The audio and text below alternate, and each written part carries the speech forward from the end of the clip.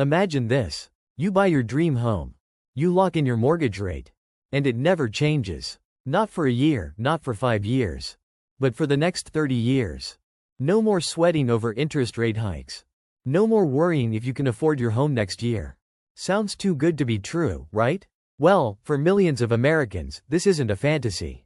It's their reality. They have something we don't. The 30-year fixed-rate mortgage. But here in Canada, we're stuck in a different game. One where the rules, and your payments, can change every few years. Today we're diving deep into a radical idea that could completely transform the Canadian housing landscape. We're talking about the 30-year fixed-rate mortgage, a concept that's as American as apple pie. Could it work here? Should it? Now, you might be thinking, why are we talking about this now? Well, recently, the Canadian government dropped a bombshell. Hidden within their fall economic statement was a single line that sent shockwaves through the financial world. They're exploring the possibility of bringing US-style 30-year mortgages to Canada. This isn't just a minor policy tweak, it's a potential earthquake. Most of us in Canada are used to a different system. Think of it like renewing your cell phone contract every few years. You get a mortgage, usually with a fixed rate for, say, 5 years. But then, bam, it's renewal time. And depending on what interest rates are doing, your monthly payments could jump, sometimes significantly. This isn't just about numbers on a spreadsheet. We're talking about your financial future, your ability to own a home, your peace of mind. Imagine the stress of not knowing if you'll be able to afford your mortgage payments a few years down the line. We're going to hear from real Canadians impacted by the recent interest rate hikes, and you'll see firsthand just how much this matters. So, the big question is, should Canada adopt the US model? Is the 30-year mortgage a silver bullet that will solve our housing affordability woes? Or is it a dangerous gamble that could make things even worse? We'll be exploring all sides of this issue. We'll dissect how the American system actually works, and believe me, it's not as simple as it seems. There's a reason why it hasn't been done in Canada before. We'll uncover the secret players behind the American mortgage market, entities you've probably never heard of, that make the whole 30-year thing possible. We'll hear from leading economists, mortgage experts, and most importantly, everyday Canadians, to figure out if this American dream could become a Canadian reality. Or if it's destined to be a nightmare. To understand why the 30-year mortgage is such a big deal, we need to journey south of the border. Picture this. A typical American neighborhood. Kids playing in the streets, neighbors chatting over white picket fences. It's a scene that embodies the American dream. And for many, that dream is built on the foundation of a 30-year, fixed-rate mortgage. Let's break down the key differences. In Canada, as we've seen, most mortgages have shorter terms, usually around 5 years. You're locked in for that period, but then you have to renew, and your rate could change. In the US, the game is different. The star of the show is the 30-year fixed-rate mortgage. Imagine your interest rate frozen in time for 3 decades. That's a huge difference. Also, Americans have more flexibility to refinance and generally, they can pay off their mortgages early without penalty. We will get into more detail about these later. But this isn't just about abstract concepts. Let's meet Sarah, a teacher living in Ohio. Sarah bought her first home back in 2010. Sarah's story is typical for many Americans. The 30-year mortgage gave her and her family stability and peace of mind. Even when interest rates went up, or the economy took a downturn, her payments stayed the same. But how is this possible? What's going on behind the curtain to allow for this stability? So, how does this 30-year magic work? Essentially, you borrow money from a lender, just like in Canada. But instead of renegotiating every few years, your interest rate is locked in for the entire 30-year term. This means your principal and interest payments stay the same, month after month, year after year. Of course, property taxes and insurance can fluctuate, but the core of your mortgage payment remains constant. This predictability is a huge draw for borrowers. Now, here's where things get interesting. The secret sauce that makes the American 30-year mortgage possible isn't actually the banks. It's these two entities, Fannie Mae and Freddie Mac. Ever heard of them? Probably not. They're not exactly household names, even in the US. Imagine a giant, behind-the-scenes machine that makes sure there's always money available for mortgages. That's essentially what Fannie and Freddie do. They're government-sponsored enterprises, created by Congress decades ago during the Great Depression. Their job is to buy mortgages from banks, bundle them together, and sell them to investors as mortgage-backed securities. This frees up money for banks to make more loans, keeping the mortgage market flowing. Another key ingredient in the American mortgage recipe is the ability to refinance. Let's say interest rates drop a few years after you get your mortgage. In the US, you can often refinance, essentially getting a new mortgage with a lower rate, which can save you a ton of money over the long run. Plus, most mortgages in the US are fully open. This means that you can pay off your 30-year mortgage early, without any big penalties. This gives homeowners a lot of flexibility that most Canadians don't have.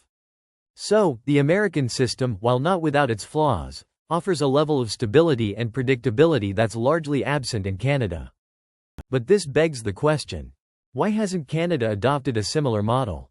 To answer that, we need to take a closer look at our own mortgage landscape. So, we've seen how the American dream is often built on the bedrock of the 30-year mortgage. But what about here in Canada? Our housing market is just as diverse, just as vibrant, but our mortgage system is fundamentally different. In Canada, the most common type of mortgage is the 5-year fixed. You lock in a rate for 5 years, and during that time, your payments are predictable. Sounds great, right? But here's the catch. When those 5 years are up, you have to renew. And that's when things can get interesting or stressful, depending on how you look at it. And as we've all seen recently, interest rates can fluctuate, sometimes dramatically.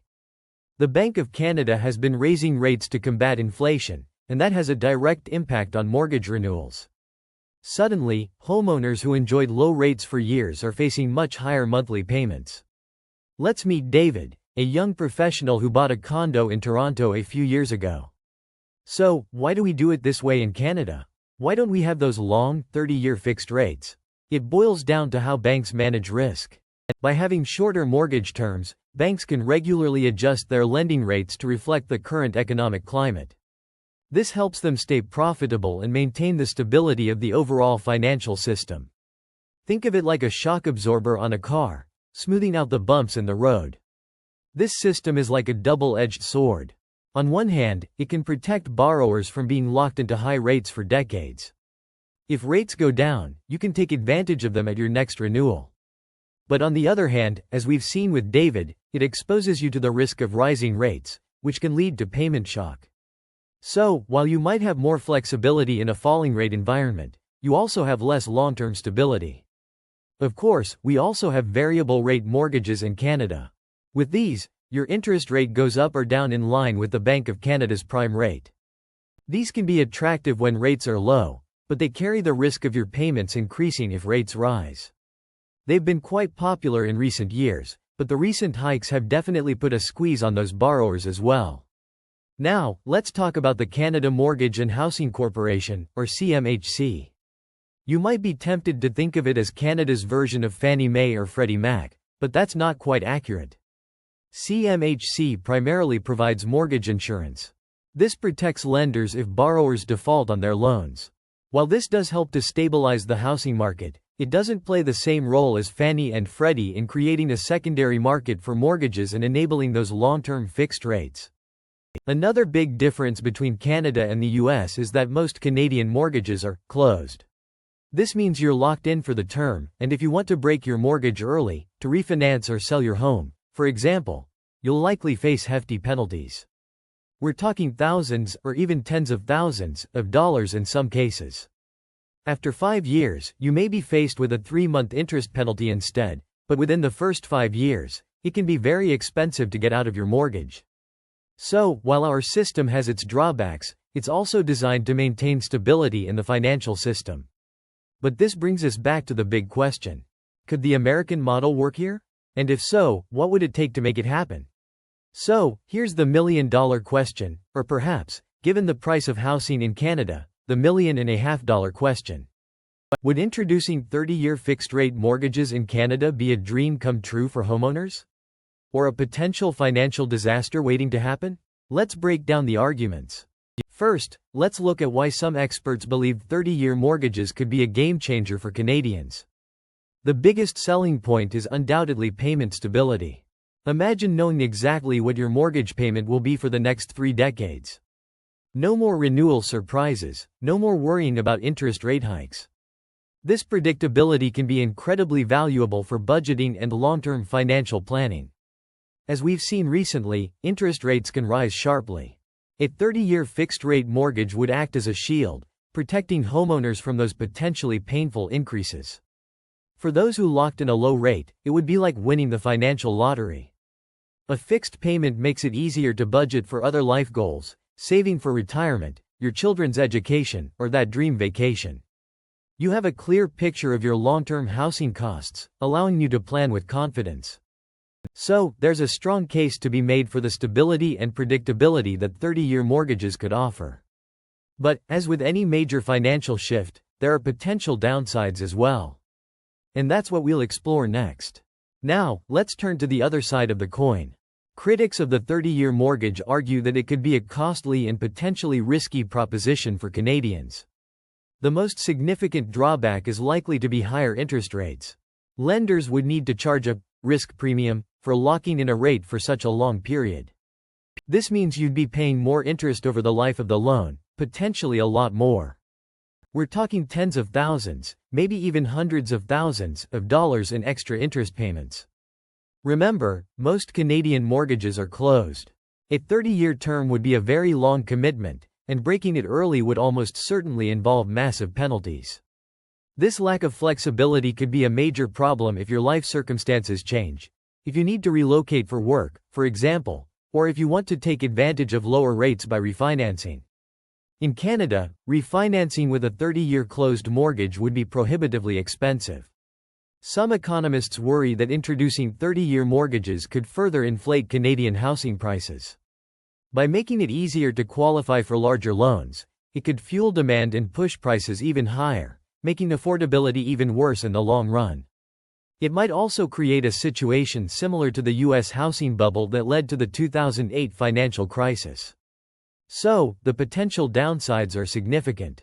Higher costs, less flexibility, and the risk of unintended consequences for the housing market. This is a complex issue with no easy answers. Ultimately, the question comes down to this: what are Canadians willing to pay for stability? Is the peace of mind that comes with a fixed, long-term mortgage payment worth the potentially higher cost and reduced flexibility? It's a personal decision, and there's no one-size-fits-all answer. It's also worth considering that maybe, just maybe, there are other solutions. Some experts believe that alternative mortgage models or even just more robust financial planning resources for Canadians could address many of the concerns without such a radical shift. And let's not forget the elephant in the room. Canada doesn't have a system like Fannie Mae and Freddie Mac.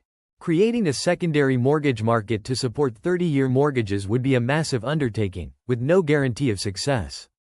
It would require significant government intervention and potentially expose taxpayers to new risks. Is this something we are able to take on? Is it something we should? So, where does all this leave us? We've explored the American dream of the 30-year fixed-rate mortgage, and we've seen how it contrasts with the Canadian reality. We've heard strong arguments on both sides of the debate. There are clear benefits to long-term payment stability, especially in a world of rising interest rates. But there are also significant costs and risks associated with introducing such a system in Canada. Perhaps the 30-year mortgage isn't the only answer. Maybe it's not even the best answer. Some experts suggest that hybrid models, like 7 or 10-year fixed-rate mortgages, could offer a better balance between stability and flexibility. Others argue that we need to focus on improving financial literacy, empowering Canadians to make informed decisions about their mortgages and their money. And of course, this is all part of a much larger conversation about housing affordability in Canada. There's no easy fix, no magic bullet. But one thing is clear. The conversation around housing and mortgages in Canada needs to continue. So, I encourage you to do your own research, talk to financial professionals, and think critically about what kind of mortgage system would best serve Canadians. And most importantly, let us know what you think. Is the 30-year mortgage a Canadian dream or a potential nightmare? Share your thoughts and experiences in the comments below. The debate over 30-year mortgages is about more than just numbers on a spreadsheet. It's about our financial security, our housing market, and ultimately, the kind of future we want to build. It's about creating a system that is both stable and flexible, a system that empowers Canadians to achieve their housing dreams, whatever those dreams may be.